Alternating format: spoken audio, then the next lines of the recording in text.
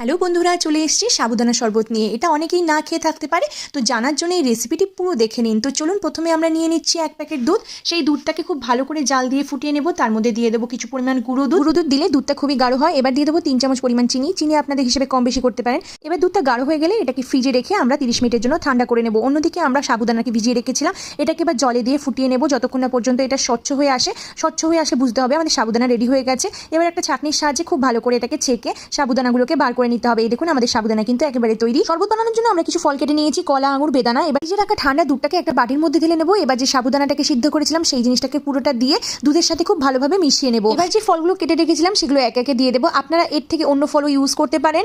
যত ফল ইউজ করবেন শরবত খেতে তত বেশি ভালো লাগবে। আমাদের শরবত কিন্তু একেবারে রেডি পরিবেশনের জন্য। গ্লাসে শরবতটাকে দিয়ে দেওয়ার পর কিছু পরিমাণ আমন্ড আর কাজুর সাথে এটাকে পরিবেশন করুন। এটা খেতে কিন্তু খুবই রিফ্রেশিং হয়, আর গরমের দিনে এটা সত্যি খেতে খুব ভালো লাগে।